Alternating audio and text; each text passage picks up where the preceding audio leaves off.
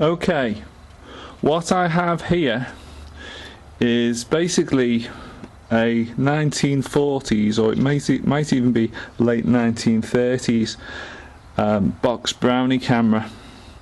Now these cameras are very old-fashioned, and occasionally, well, you still see these turn up on eBay, and you can pick them up for about £5 on eBay. I had them when they were still lurking around in my house when I was a kid, and I ended up breaking them up, and just to find out how they worked, you know, and they went in the bin. But some of them are still lurking around, people selling them on eBay. Now basically that little strap there, the carry strap, should just hook over that like so, and there it says on the top, made in Great Britain by Kodak Limited, and on the front it says Popular Brownie. Takes 620 Kodak film, I think it says there around the lens. Now basically what I've been saying for a few years now is that if people who are into reenactment, they want to use modern technology, but they want it to look period while they're doing it. So you can get one of these cameras, and you can still probably get the film for it and do old-fashioned photographs.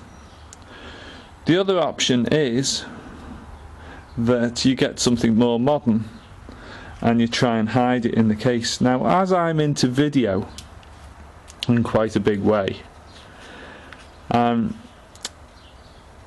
friend of mine called Kirsten actually bought one of these on the internet, and basically that gave me an idea. She's basically been trying to find a way of hiding this camera on uniforms and things like that, so that it's not obvious that it's a piece of modern kit. So what I've suggested to her is that we buy a Box Brownie camera, and we either completely replicate the whole camera, or we modify the camera so that that fits inside.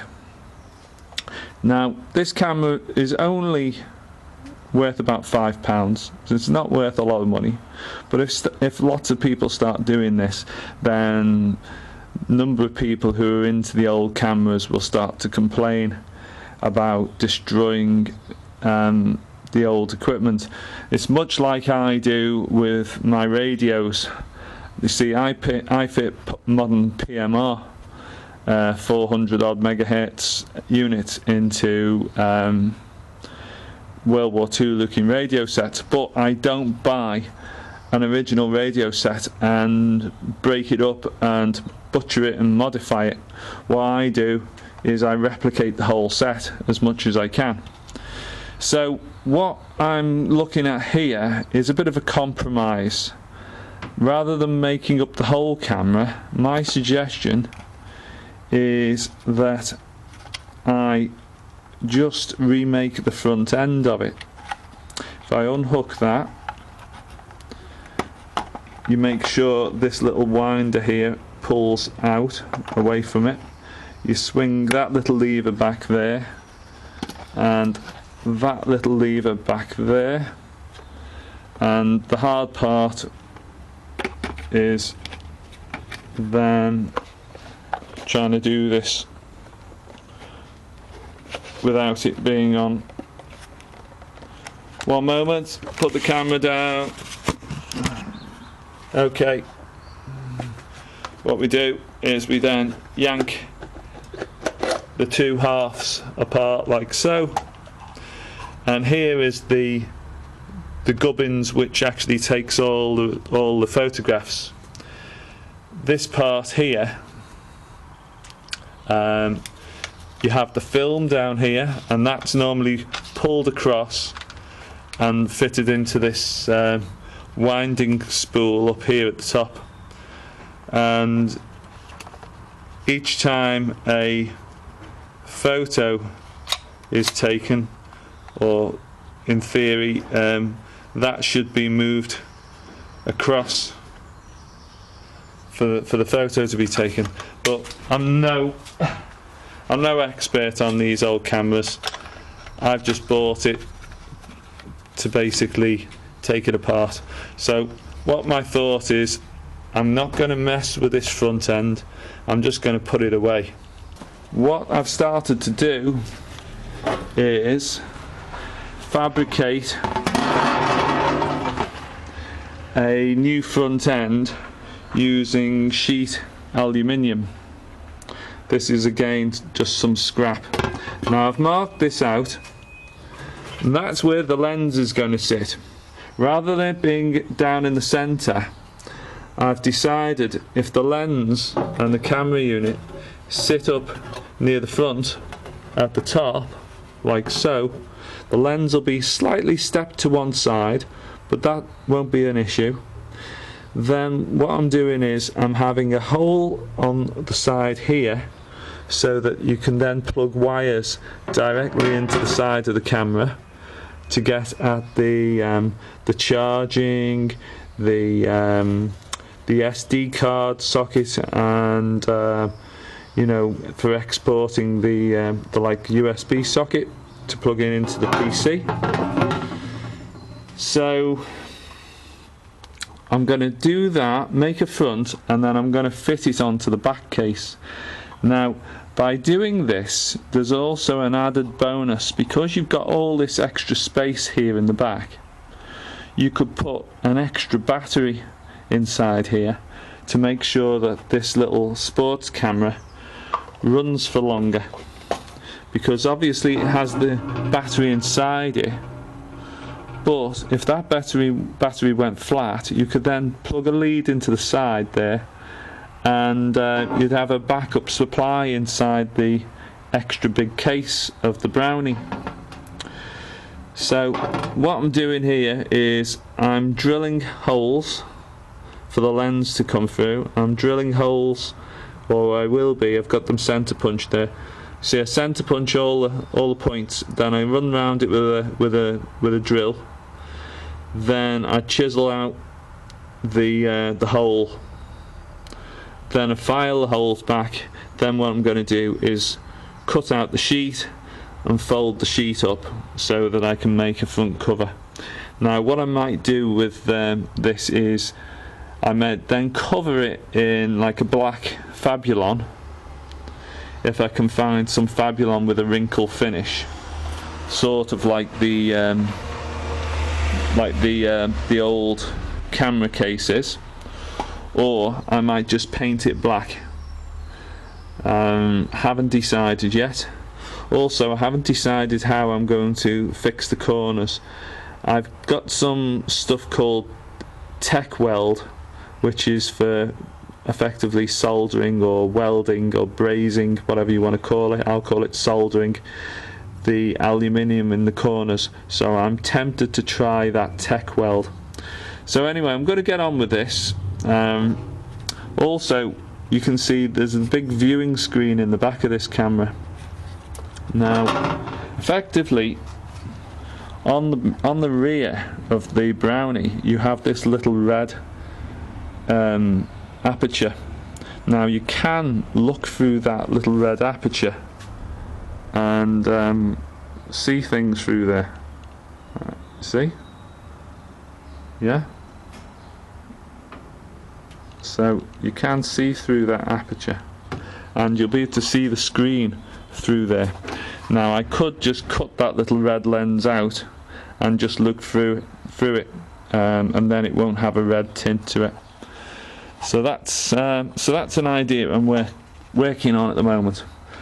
So I'll get drilling these holes, chisel some stuff out, and see how it looks.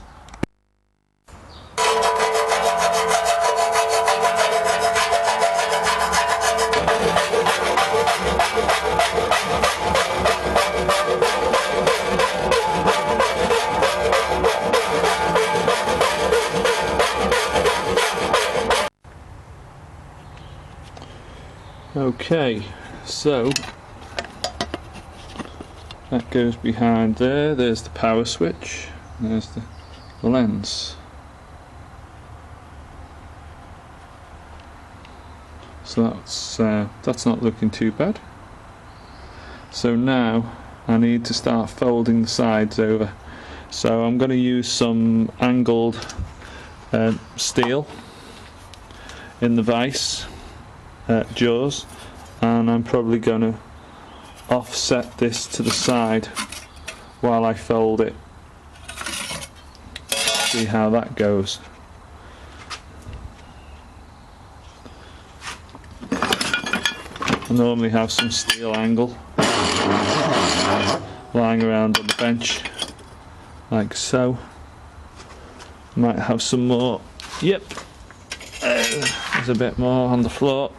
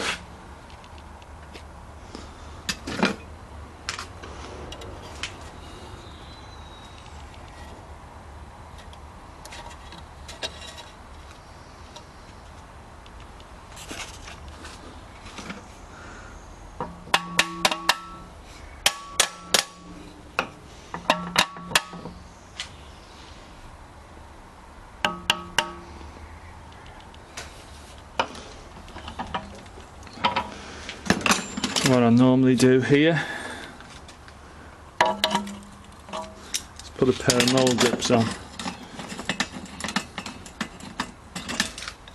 like so, and that extends the vise jaws out, so then you can work along the metal. You know, you need to tap it low down at the bend so that you get it nice and tight.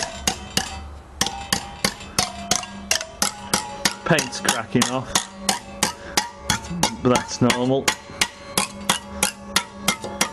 As I say, I can cover this in a black vinyl or something once it's done.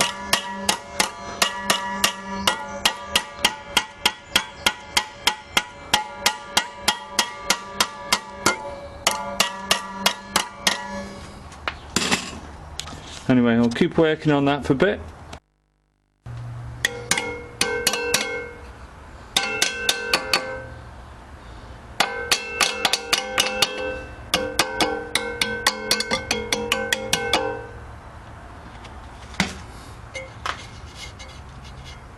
So the idea is I'm probably going to try and flap these little bits of aluminium over, I think.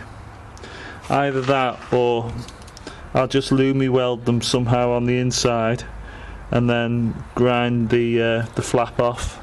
I haven't decided 100% yet. Anyway, it's starting to get there. I've just got to bend the bottom sheet over now, the bottom edge, and I'll see how it looks.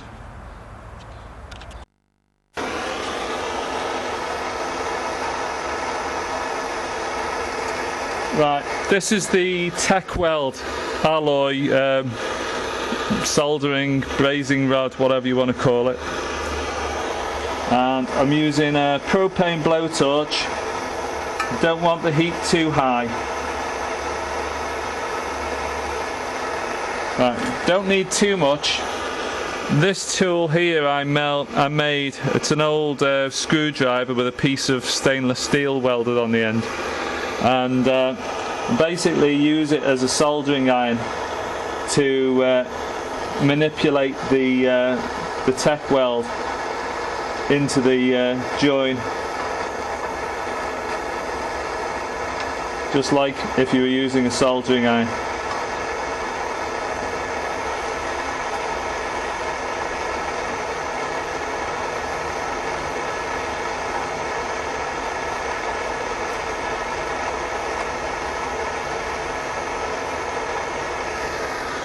Maybe you can see that.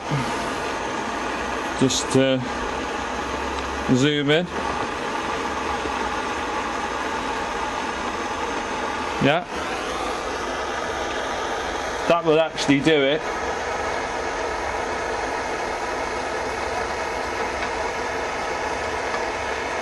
Because there's no actual camera sitting all the way down there.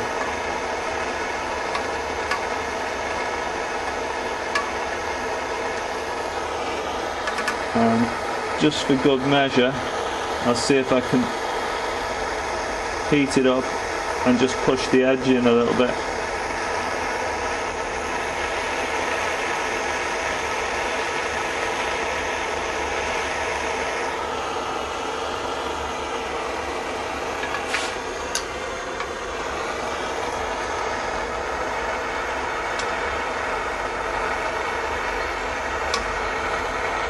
Possibly mess that up a bit.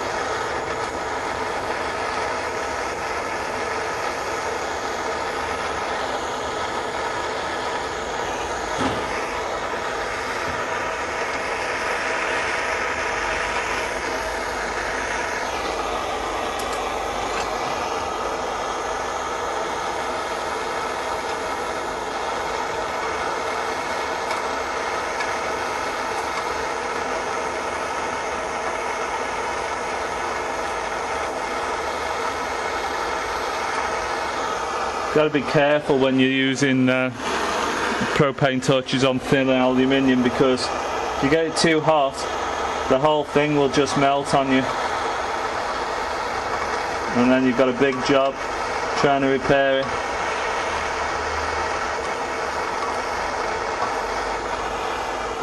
Right, I think that's going to have to do it. Yeah, so I've got choices now. You see, I can actually grind off the flaps I've put on the I can actually grind off the flaps that I've folded over on the outside and make it more like an original camera looked. So that might be what I'll be doing next. I'm not sure.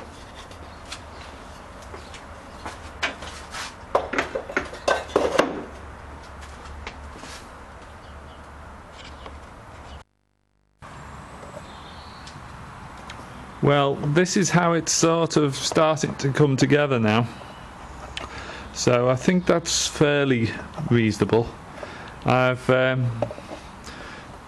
yeah, it could do with a little bit of messing about, bit of tinkering maybe here and there, I don't know. I'm sure some small mods will get this to stay in one place. Maybe pack it underneath with some card or something, bonded in with some hot glue or whatever. But you know, the general shape's more or less there.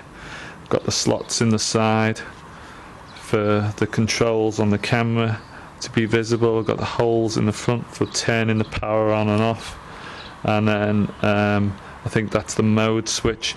I'm guessing that's some sort of light level gadget in the top, which appears in that below that hole there. So you know, it should be okay. And if I pop that open,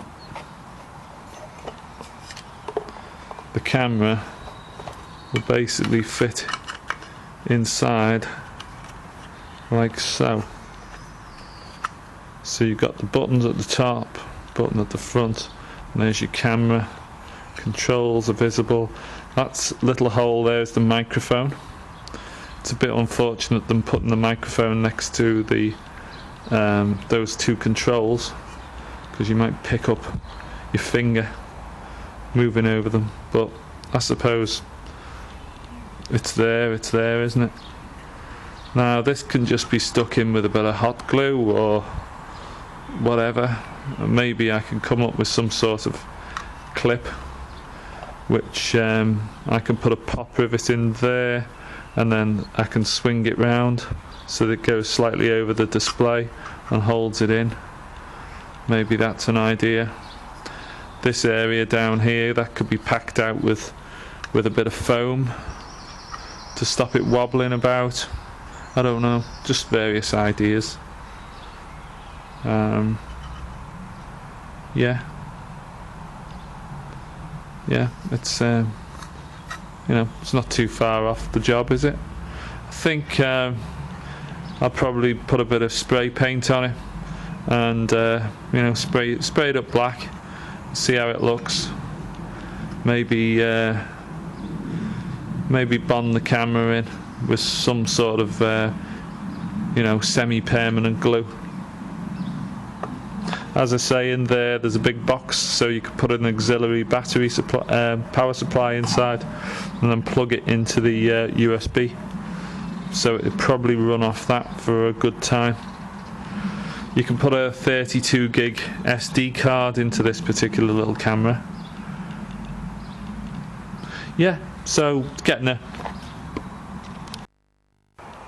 I've just sprayed this over with crackle finish paint, and I've warmed it up with a hot air gun, and it's still quite warm, just about touchable. So I'm not over worried about the finish being brilliant on it, because it's intended to look quite vintage. I'll just get the box.